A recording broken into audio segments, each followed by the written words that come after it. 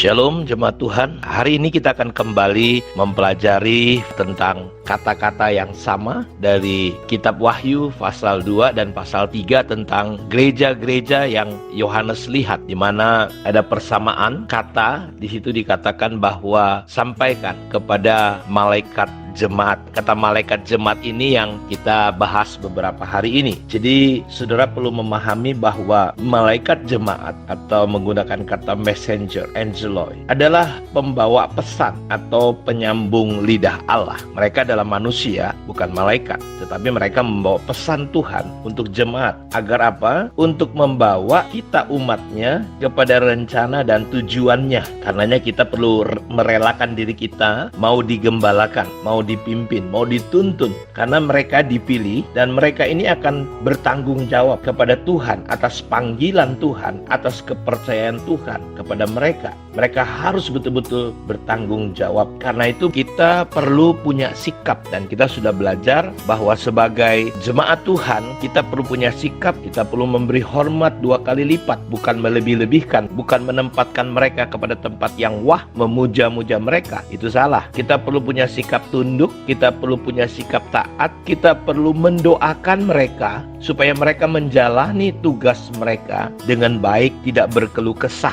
Kita perlu mensupport pemimpin-pemimpin kita. Kita tidak perlu melawan, karena memang gak ada untungnya bagi kita Bapak Ibu, seperti yang diajarkan kitab Ibrani. Mengapa? Kalau sudah perhatikan di dalam Ibrani 13 ayat 17, karena mereka berjaga-jaga atas jiwa. Penggembalaan ada kaitannya dengan jiwa-jiwa. Penggembalaan ada kaitannya dengan masalah kekekalan.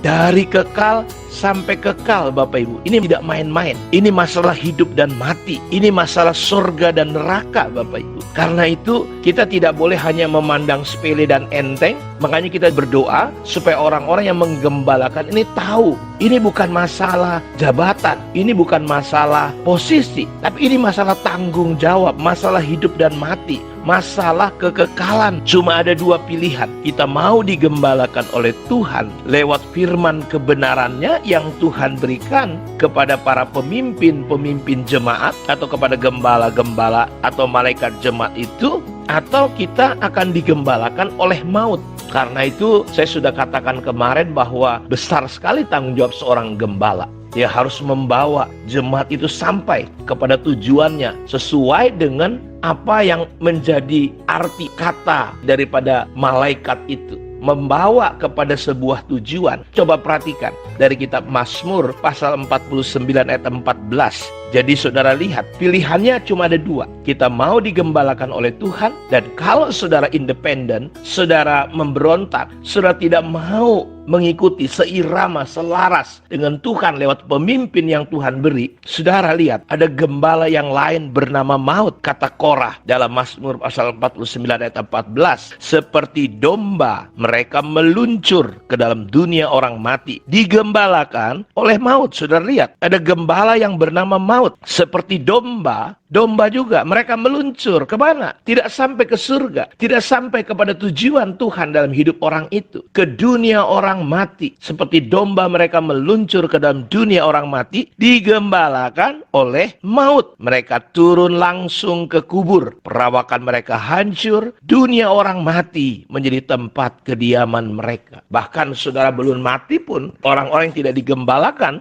oleh Tuhan, tetapi oleh maut, mereka sudah seperti berada di dalam dunia orang mati. Kita sudah lihat berapa banyak orang yang hebat kelihatan di luar. Ketika mereka tidak digembalakan dengan benar, rumah tangga mereka, bisnis mereka kacau. Makanya kalau saudara baca di dalam Mazmur 49 ayat 6 sampai 13, di sini dikatakan seperti ini. Mereka yang percaya akan harta bendanya akan memegahkan diri dengan banyaknya kekayaan mereka. Lihat saudara, mereka tidak digembalakan dengan baik, akhirnya maut yang menggembalakan. Mereka menjadi sombong, salah memahami tentang kehidupan di dunia ini. Mereka memegahkan diri dengan banyak kekayaan. Hidup mereka bergantung kepada harta bendanya. Tidak seorang pun dapat membebaskan dirinya atau memberikan tebusan kepada Allah ganti nyawanya, karena terlalu mahal harga pembebasan nyawanya dan tidak memadai untuk selamanya, supaya ia tetap hidup untuk seterusnya dan dan tidak melihat lubang kubur. Sungguh akan dilihatnya orang-orang yang mempunyai hikmat mati, orang-orang bodoh dan dungu pun binasa bersama-sama dan meninggalkan harta benda mereka untuk orang lain. Saudara lihat, sama nasib orang nanti, saudara-saudaraku. Tetapi mereka memiliki sebuah kehidupan yang berbeda dengan orang-orang yang digembalakan dengan betul. Kubur mereka ialah rumah mereka untuk selama-lamanya, tempat kediaman mereka turun-temurun. Mereka menganggap ladang-ladang milik mereka, tetapi dengan segala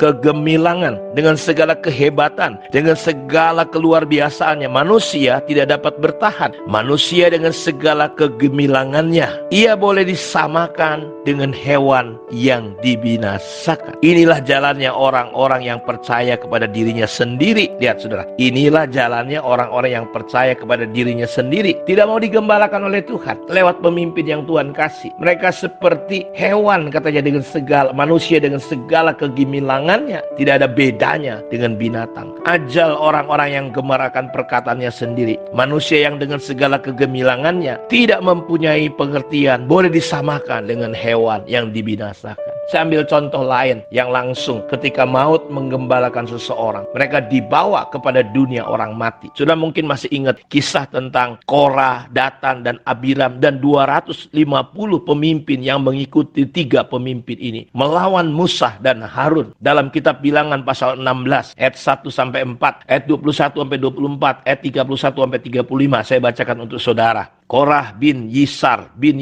Kehat bin Lewi beserta Datan dan Abiram, anak-anak Eliab, dan On bin Pelet, ketiganya orang Ruben, mengajak orang-orang untuk memberontak melawan Musa beserta 250 orang Israel, pemimpin-pemimpin umat itu, yaitu orang-orang yang dipilihnya oleh rapat, semuanya orang-orang yang kenamaan. Mereka berkumpul mengerumuni Musa, Harun, serta berkata kepada keduanya, "Sekarang cukup, segenap umat ini adalah orang-orang kudus dan Tuhan ada di tengah-tengah mereka. Mengapa kamu meninggikan diri di atas jemaat Tuhan?" Mereka memberontak. Memang Musa tidak ada beda dengan mereka. Apa kau meninggikan diri? Tapi Musa itu ingat, dipanggil, dipilih Tuhan sebagai malaikat jemaat. Dan saudara, Musa berkata, "Pisahkan dirimu di tengah-tengah umat ini supaya kuhancurkan mereka dalam sekejap mata," kata Tuhan kepada Musa. Tetapi sujudlah Musa dan Harun. "Ya Allah, Allah dari segala makhluk, satu roh saja, satu orang saja berdosa, masakan engkau murka terhadap segenap perkumpulan itu?" Saya langsung lompat saja. Baru saja ia selesai mengucapkan segala perkataan itu, maka terbelahlah tanah yang di bawah mereka, dan bumi membuka mulutnya, menelan mereka dengan seisi rumahnya, dan segenap orang yang ada pada Korah, dan dengan segala harta milik mereka. Demikianlah mereka dengan semua orang yang ada pada mereka turun hidup-hidup ke dunia orang mati, dan bumi menutup mereka sehingga mereka binasa dari tengah-tengah jemaat itu. Dan semua orang Israel yang di sekeliling mereka berlarian mendengar teriak mereka, sebab kata mereka, "Jangan-jangan bumi menelan kita juga." Lalu keluarlah api berasal daripada Tuhan, lalu memakan habis ke-250 orang yang mempersembahkan ukupan itu. Saudara lihat betapa mengerikannya, turun hidup-hidup ke dunia orang mati. Karena itu hidup kita perlu digembalakan oleh Tuhan, sebab setan ngerti, dia berusaha mengajak kita keluar dengan sikap-sikap yang tidak benar. Supaya apa? Supaya engkau kelihatan hidup tapi mati, engkau kelihatan luar biasa, tapi engkau mengarah kepada dunia orang mati. Karena itu bertobatlah, berilah diri saudara digembalakan. Saya ajak saudara melihat contoh yang lain di Kisah Rasul pasal 5. Ketika jemaat ini mau digembalakan, seirama, selaras dengan Tuhan, sepakat dengan pemimpin mereka, mereka bersikap mempraktekkan apa yang sudah kita pelajari. Kisah Rasul pasal 5 ayat 12-16. Dan oleh rasul-rasul diadakan banyak tanda dan mujizat di antara orang banyak. Semua orang percaya, selalu berkumpul di serambi Salomo dalam persekutuan yang erat. Orang-orang lain tidak ada yang berani menggabungkan diri kepada mereka. Namun mereka sangat dihormati orang banyak, dan makin lama makin bertambahlah jumlah orang yang percaya kepada Tuhan, baik laki-laki maupun perempuan. Bahkan mereka membawa orang-orang sakit keluar ke jalan raya dan membaringkannya di atas balai-balai tilam, supaya apabila Petrus lewat, setidaknya bayangannya mengenai salah seorang dari mereka. Dan juga orang banyak dari kota-kota di sekitar Yerusalem datang berduyun-duyun, serta membawa orang-orang sakit dan orang-orang yang diganggu roh jahat, dan mereka semua disembuhkan. Saudara, saya berdoa, di hari-hari ini, setan kita lihat bagaimana berhasil menipu banyak gereja Tuhan, umat Tuhan, sehingga terjadi banyak perpecahan. Kita tidak bisa lagi melihat apa yang terjadi di Kisah Rasul, bagaimana mereka sehati, sejiwa, sepikir, sepakat. Ada kuasa yang turun sampai bayang-bayang Petrus menyembuhkan orang sakit. Orang banyak datang. Saya berdoa di tengah virus corona ini, lewat saudara jemaat yang mau digembalakan, kuasa Allah mengalir dalam kehidupan saudara. Kiranya renungan ini memberkati kita semua. Shalom.